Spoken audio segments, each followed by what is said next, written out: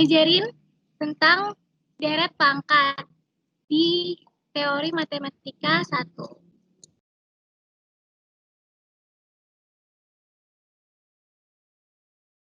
Oke, soalnya tentukan interval kekonvergen dan deret n sama dengan 1 sampai k hingga x min 5 pangkat n per n kuadrat.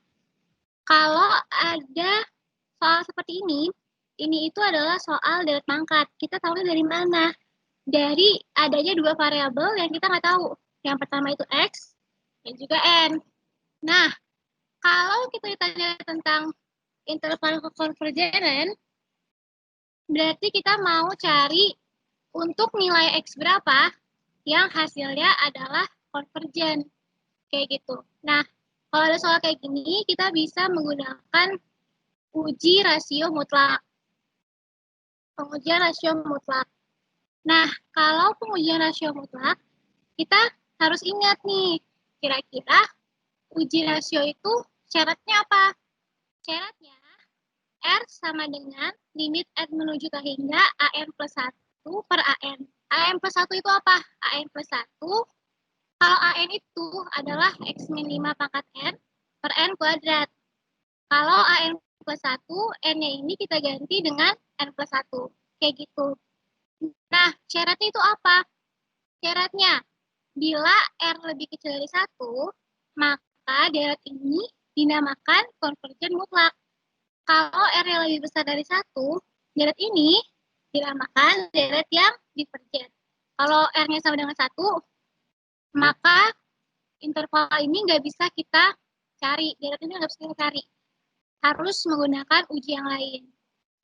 Nah, kalau gitu, kalau kita udah dikasih tahu tentukan interval kekonvergenan, berarti kita harus ingat itu kalau R-nya harus lebih kecil dari 1. Itu yang harus kita ingat. Nah, tinggal kita masukin aja nih ke rumusnya. R sama dengan limit N menuju T hingga tanda mutlak, karena kita pakai pengujian rasio mutlak. Tanda mutlak X min 5 N plus 1 per N plus 1 pangkat kuadrat. Ini N plus 1-nya dari sini. Diganti ya, N-nya kan ini AN plus 1. Terus dikali sama, ini kan dibagi sama N. AN-nya ini, berarti kita kali dibalik ya. Di N kuadrat jadi menyebut X min 5-nya jadi pembilangnya. X min 5 kuadrat. Kayak gitu. Kalau udah kayak gini gimana? Kita kerjakan sama kayak kita kerjain limit biasa aja. Nah, ini kan ada nih X min 5 N plus 1. Pokoknya kalau nanti di soal ada tentang N plus 1, ada N min 1 atau kayak gimana, itu teman-teman pisah dulu. Pisahnya gimana maksudnya? Nah, jadi kayak gini. X min 5 pangkat N, X min 5 pangkat 1. Ini kan kalau disatuin, kalau ada dua pangkat dikali, tinggal pangkatnya dijumlahkan. Nah, ini itu sama dengan ini. X min 5 pangkat N dikali X min 5 pangkat 1 per N plus 1 kuadrat dikali N kuadrat per X min 5 pangkat N. Tujuannya kenapa harus dipisah? Supaya kita bisa coret. Ini kan kita coret nih. Ya, kita coret dulu. Kita coret. Ini sama ini. Ada lagi nggak yang sama? Nggak ada ya. Nggak ada yang sama, jadi udah kayak gini. Terus sudah kayak gini. Kita lihat lagi, ini kan limitnya N menuju T hingga. Kalau ada T hingga, kita langsung ingat kalau ada dua variabel, kita lihat yang pangkatnya lebih besar, ya kan? Nah, ini variabel yang kita lihat N. Berarti X-nya ini sebagai konstanta. Kita lihat, ini X min 5 dikali N kuadrat. Berarti di atas pangkat paling besarnya 2. Kalau yang bawah, ini N plus 1 kuadrat. Teman-teman boleh dibongkar lagi, tapi kalau di sini aku nggak usah bongkar, soalnya langsung ketahuan. Ini pasti yang paling besar 2. Nggak mungkin tiba-tiba ada 3. Untuk konstantanya apa? Konstantanya X min 5 yang di bawah 1 N kuadrat tambah apa-apa kan?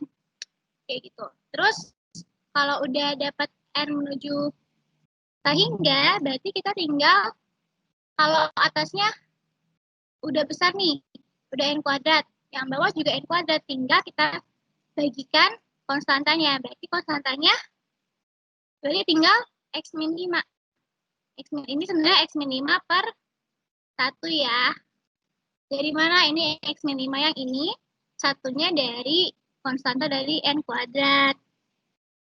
Nah, jadi X min 5, harga mutlak dari X min 5 harus lebih kecil dari 1. Ini, itu dari sini ya, dari rumus yang ini. Setelah itu gimana? Kita kerjain deh kayak biasa. Kemungkinan pertama, ini ada dua kemungkinan. Kemungkinan pertama, kalau di dalam harga mutlak ini hasilnya adalah 1, yaitu ya plus. Kemungkinan kedua, kalau yang di dalam sini itu negatif, karena kan kalau mutlak negatifnya jadi hilang kan. Nah, ini kita negatifin min X min 5 sama dengan 1. Ada dua kemungkinan, berarti kemungkinannya ada X sama dengan 6 dan X sama dengan 4. Nah, ini berarti intervalnya. X sama dengan 4 sama X sama dengan 6. Belum selesai ya. Nah, ini hasil intervalnya. 4 lebih kecil dari X, lebih kecil dari 6. Kenapa kayak gini? Kita tinggal ambil selisih angkanya aja. Misalnya kan itu udah tahu nih, 4 sama 6. Berarti kemungkinannya antara di tengah-tengah 4 sama 6 atau lebih besar dari 6 sama lebih kecil dari 4 kan. Kita lihat aja nih, misalnya kita ambil X-nya 10. Kalau X-nya 10, kita yang masukin ke sini, 10 kurangi 5, 5. Sedangkan ini harus lebih kecil dari 1. Itu kan berarti nggak memenuhi. Berarti kemungkinannya yang di antara dong, 4 sampai 6. Antaranya berapa? Misalnya ambil aja 5. 5 dikurangi 1, 0. Berarti 0 lebih kecil daripada 1. Berarti memenuhi. Berarti intervalnya 4 lebih kecil daripada X, lebih kecil daripada 6. Tapi belum selesai tuh sampai situ. Kalau dalam soal yang kayak gini, kita harus uji lagi ujung-ujungnya, yang 4 sama 6. Karena bisa aja di ujung ini, yang 4 atau 6 ini, hasilnya akan konvergen. Atau hasilnya juga bisa divergen, tergantung soalnya. Nanti kita harus uji lagi. Ujinya kayak gini. Saat X sama dengan 4, deretnya menjadi ini. Ini dapat dari mana? 4-nya dimasukin ya ke soal. 4 dikurangi 5, 4 dikurangi 5 minus 1. Minus 1 pangkat N ini ya. Terus udah kan, udah nggak ada X lagi, dikali sama 1 per N kuadrat. Yang ini. Nah, ini kan berarti kita lihat nih bentuknya, oh ini deret ganti tanda. Kalau deret ganti tanda, kita kalau bentuknya kayak gini bisa pakai uji pembanding. Faktor pembandingnya apa? Ini nih, 1 per N kuadrat. Nah, 1 per N kuadrat ini, kalau kita cari tahu, kita limitin, kan kalau misalnya kita cari konversi atau enggak, kita limitin kan, limit T hingga. Kita limitin, limit N menuju T hingga dari 1 per N kuadrat. Itu kan berarti T hingga ya jawabannya. Nanti teman-teman boleh coba sendiri di rumah. Itu hasilnya T hingga. Nah, karena ini hasilnya konvergen atau T hingga itu kan angka. Nah, kalau angka itu berarti dia konvergen. Nah, maka deret ganti tandanya juga konvergen. Makanya waktu X sama dengan 4, si deret ini itu konvergen. Kayak gitu. Terus kita coba lagi X satunya. Saat X sama dengan 6, deretnya dimasukin lagi ya, N6 kurangi 5 pangkat N per N kuadrat. Berarti kan 1 per N kuadrat. Udah gitu, 1 per N kuadrat tadi kita udah cari limitnya, yang sebelumnya yang ini. Limitnya hasilnya hingga yang merupakan deret P yang diketahui konvergen.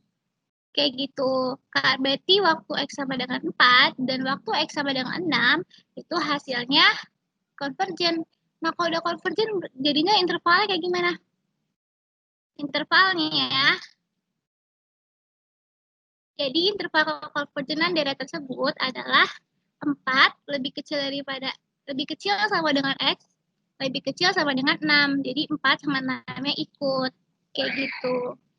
Sekian tutor hari ini.